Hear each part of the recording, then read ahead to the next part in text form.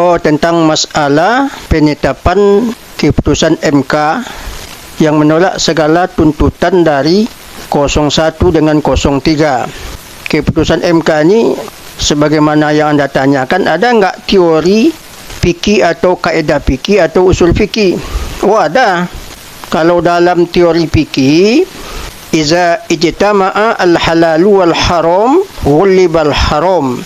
Kalau seandainya ada dua hal yang meragukan antara halal dan haramnya sesuatu, maka yang diambil hukumnya adalah hukum haram. Bagaimana maksudnya?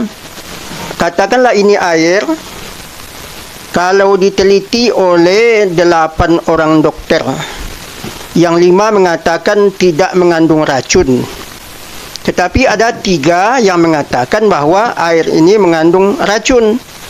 Maka hukum yang diambil adalah hukum ihtiyati, kewaspadaan. Maka air ini tidak boleh diminum, karena ada 3 dokter yang mengatakan bahwa mengandung racun. Maka bukan kuantitasnya yang dihitung atau suara terbanyak, malah justru suara yang sedikit. Jadi saya ulangi, kalau dokter meneliti air ini 8 orang, 5 mengatakan terbebas dari racun, sementara 3 mengatakan mengandung unsur racun, maka air ini tak boleh diminum. Sebagusnya kalau dalam teori kaedah fikih bahwa terjadi apa yang dikatakan itu kecurangan dalam pemilihan umum. Ini kan jawaban dalam teori kaedah fikih. Sebagaimana yang anda tanyakan tadi, adakah teori usul fikih atau kaedah fikih ataupun fikih yang berhubungan dengan keputusan MK ini? Kemudian juga pertanyaan kedua tadi, bolehkah setelah terjadinya keputusan ini, partai-partai yang berseberangan yang mengatakan sebelumnya ada kecurangan bergabung dengan partai yang dimenangkan oleh MK ini?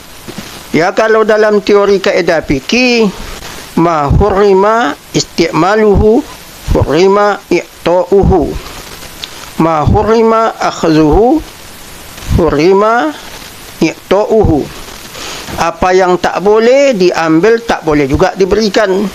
Apa yang diharamkan memberikannya juga haram mengambilnya, atau apa yang diharamkan mengambilnya juga haram memberikannya. Maksudnya apa?